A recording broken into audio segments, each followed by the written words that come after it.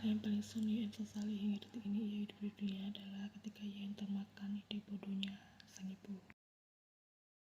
Bilangnya ingin pergi ke pasar tradisional, namun ujung-ujungnya malah pergi ke tempat yang ia benci, dan ia bersumpah tak akan pernah menginjak kaki di sana seumur hidup.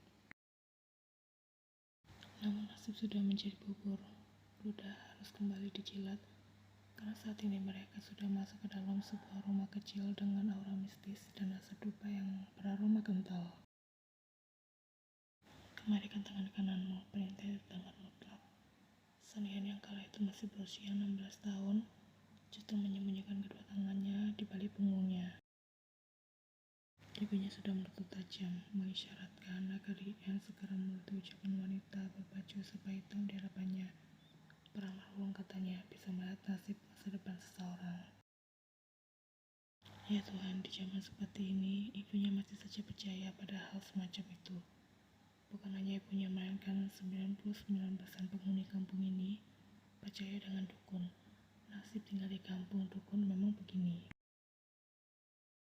Bahkan ketika sakit pun, bukannya pergi ke dokter ataupun rumah sakit, mereka justru pergi ke dukun untuk mendapatkan pengobatan. Apapun masalahnya, dukun adalah solusinya. Bisakah Madam Juni melihat keberuntungan putriku sebelum ia berusia 30 tahun? Ucap Mirai ibu Yen. Peramal wanita itu mengangguk singkat dan tak mengerti. Cepat berikan tanganmu pada Madam Juni. Tidak sang ibu dengan delikan agar sang anak segera menuruti ucapannya. Aku tidak mau, Bu, aku takut. Ella Yen ingin cepat-cepat keluar dari sana karena sudah merasa tak nyaman. Takut apa? Bagaimana kalau dia melihatku mati sebelum usia 30 tahun? Balas Yen. Berarti itu sudah takdirmu, ucap Mirai bercanda sembari tertawa ringan. Kalian harus tahu dari mana sifat serampangan Sun Yuan berasal. Mirai tentu saja.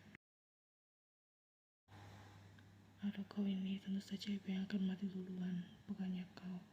Karena ibu lebih tua darimu, balas Mirai.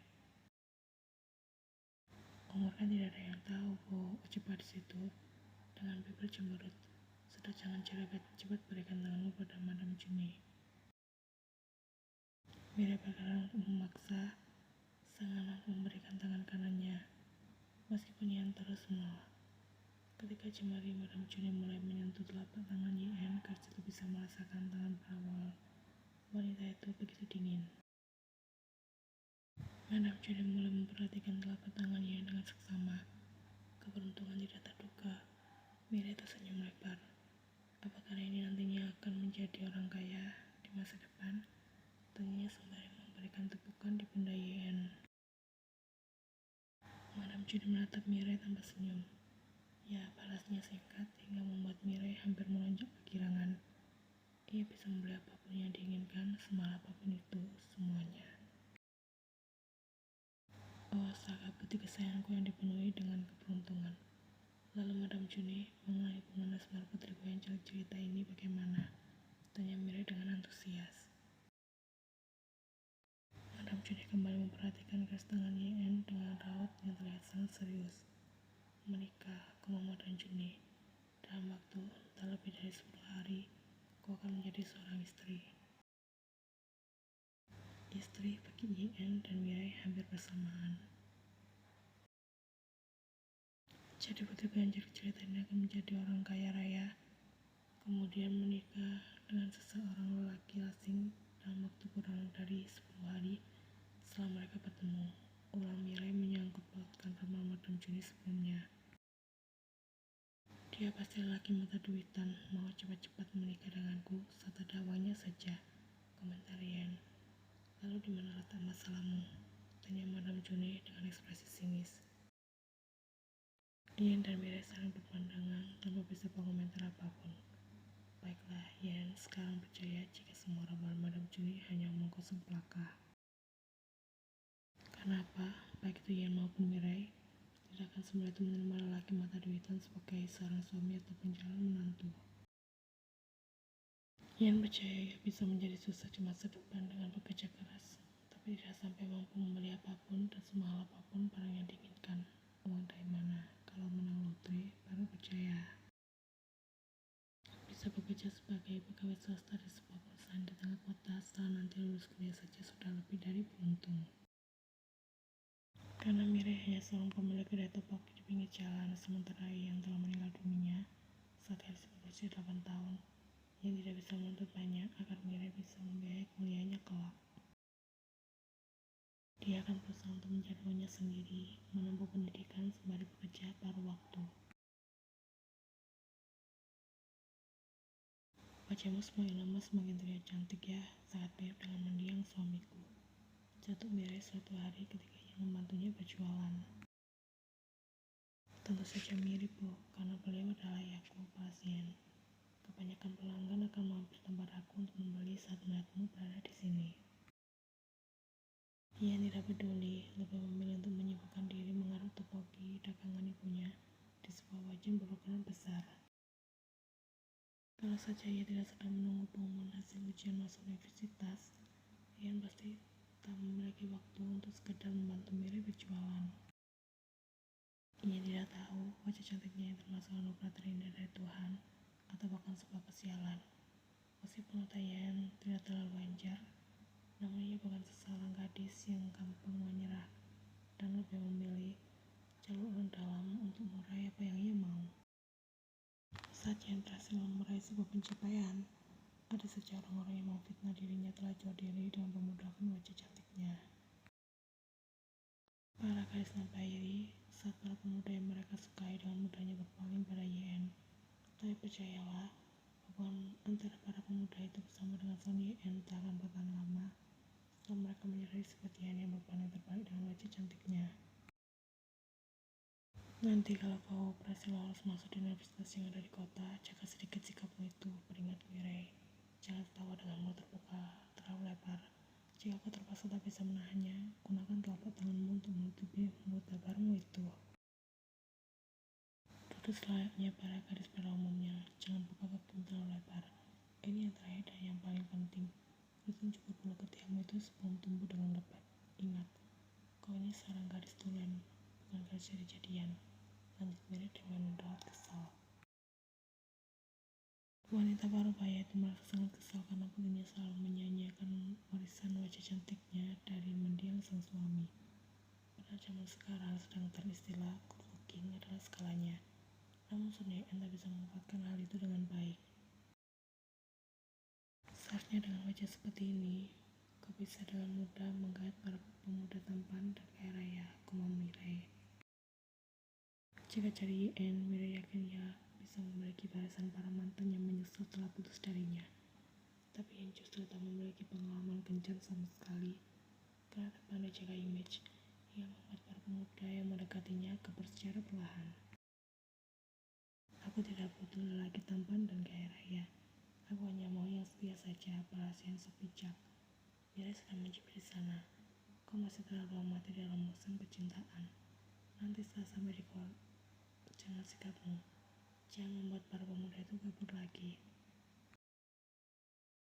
Memangnya itu salahku, mereka saja yang tak bisa menerima sifatku yang padanya ini. YN masih tak mau kalah dari sang ibu. Ah benar, mengapa aku khawatir ya? Jodohmu kan akan datang dengan sendirinya sebelum kau berusia 30 tahun. Kumam Mirai dengan anggukan kepala ringan. Ibu masih percaya pada ramalan Madam Juni waktu itu? Tanya YN tanpa tak suka. Kenapa tidak? Padahal itu kan hanya omong kosong belaka. Mirai sudah menepuk pundaknya di sana. Aku akan berhenti mempercayainya setelah usiamu lewat dari 30 tahun. Itu artinya kurang 12 tahun lagi. Kalau begitu selamat menunggu, balas yang kesal. Mirai tertawa lepas, melihat wajah cemberut sang anak. Bibi pesan topokinya 3 porsi. 3 orang pelanggan yang masih menggunakan seragam SMA datang untuk membeli. Yana, siapkan pesanan mereka, Tita Mirai. Iya Bu, balas yang malas-malasan. Masih merasa kesal dengan obrolan bersama dengan Mirai tadi. Anaknya Bi, untuk salah satu anak seragam SMA tadi. Iya, jawab Mirai singkat. Cantik ya. Tentu saja, siapa dulu ibunya, balas Mirai percaya diri. Ia sudah menghela nafas panjang, masih SMA tapi mata mereka sudah jelalatan. Dewasanya mau jadi apa? Para pria mesum. Boleh kenalan tidak? Mereka masih tidak mau menyerah rupanya. Tidak, balas yang singkat dan sinis. Keras sekali, nanti cantiknya hilang loh ketika tawa bersama setelahnya. Benar-benar cantik sekali. Di sekolah kami malah ada gadis yang cantik seperti dirimu. Ian sudah tidak bisa menahannya lagi. Pergi kalian semua atau akan aku pukul sekarang juga. Pas itu sudah mengangkat tinggi-tinggi centang topoki, siap melayangkan sebuah pukulan. Jika pelajar SMA itu sekarang berlari berhamburan. Astaga, aku membuat pelanggan ibu kabur. Kamu pilih. Mereka cari gara-gara denganku. Cari gara-gara apanya? Kau saja menanggapinya secara berlebihan. Sekarang aku mulai tahu alasan para pemuda itu enggan untuk mendekatimu. Kau ini sebagai seorang gadis terlalu galak. Aku tidak peduli. Mira sudah siap membalas ucapan Ian yang terdengar menyebalkan, namun tiba-tiba ia terdiam setelah mengingat sesuatu. Benar sekali, mengapa aku harus bingung? Jodohmu kan akan datang dengan sendirinya sebelum kamu usia 30 tahun. Bisakah ibu berhenti membahas ramalan itu? Ibu akan memberitahu para tetangga. Aku yang malu, mintanya dengan sangat. Tidak, ibu tidak mau dan tidak akan berhenti. Balas Mira dengan raut menyebalkan. Cukup sampai di sini saja, Sunyian tidak akan memperpanjang obrolan mereka. Karena semakin dibahas, ucapan Mira akan semakin menjadi-jadi dan tak terkendali. Katanya, sepasang kekasih yang memiliki wajah mirip bertanya jodoh. Anggapan itu telah beredar luas di kalangan masyarakat. Hal tersebut terjadi karena manusia memang secara alami akan lebih tertarik pada orang lain yang memiliki kesamaan berupa fisik, hobi, sifat, kebiasaan, dan yang lainnya. Proses ini terjadi di bawah alam sadar manusia itu sendiri. Jadi ketika Sunyian resmi berpacaran dengan Kim Seok Jin 3 tahun yang lalu, dia percaya lagi itu yang kelak akan menjadi pendamping hidupnya.